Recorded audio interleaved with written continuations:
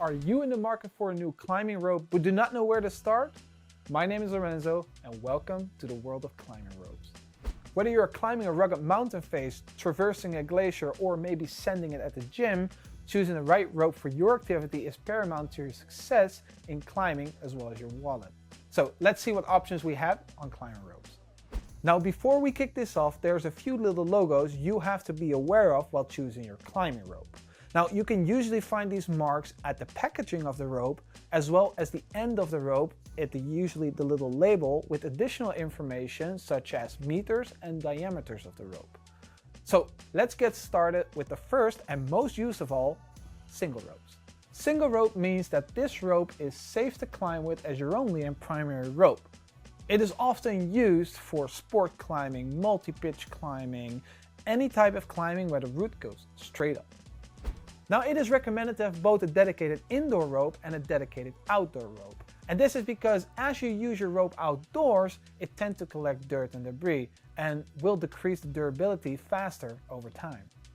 Now dedicated gym ropes are often thicker, preferably 10 millimeters and up, like the Other Python for instance. They're usually a little bit shorter because you already know the height of the gym and they're more durable to withstand a lot of falls, as one does in the gym. Am I right, Seb?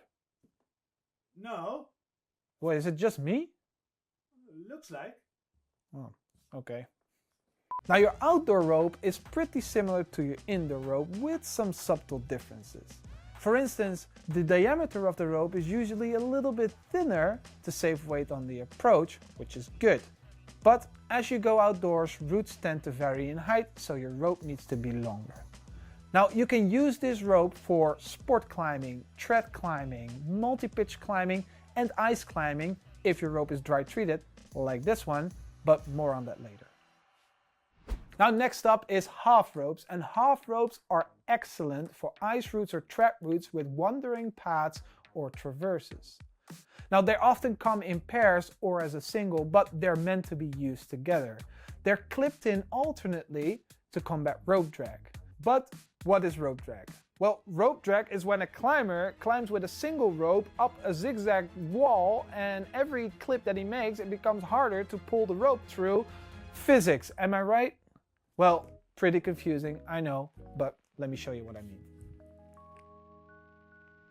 So, rope drag. Rope drag is when a single rope gets passed on from left to the right of the route repeatedly, zigzagging all over the place. And with every zigzag it passes, it becomes harder to pull through.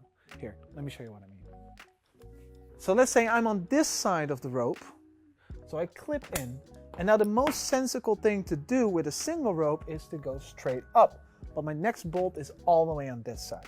So I have to clip over here, then I will have to clip all the way over here. So as you can see, the ropes get passed from left to right. And let's say this goes on and on for meters and meters, it becomes harder and almost nearly impossible to pull the rope through. And there we have it, the concept of rope drag. Now next up, it's twin ropes. And twin ropes are pretty similar to half ropes with again some subtle differences. Now the major difference here is instead of clipping them one after each other, you clip them together through the same quick draw. Now these are great used in an alpine scenario, ice scenario, multi-pitch scenario, any type of climbing where rappelling is often needed. This one is useful.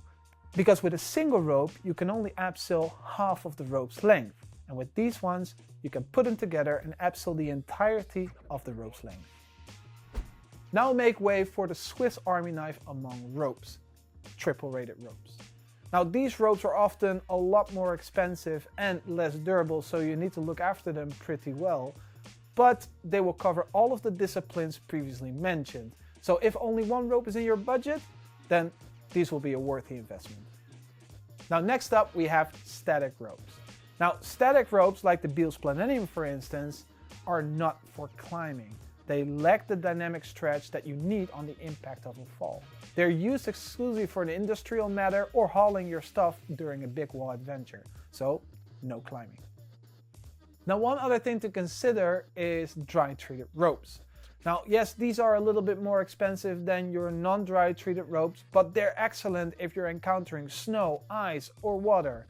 As you drag your normal rope through the water or the snow, it collects the moisture, it becomes stinky, it becomes heavy. You don't want that.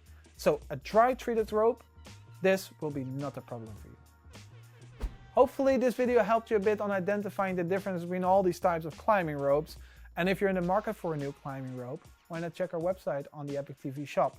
We have a great assortment of all brands available and great deals. So thanks for watching Climbing Daily and see you on the next one.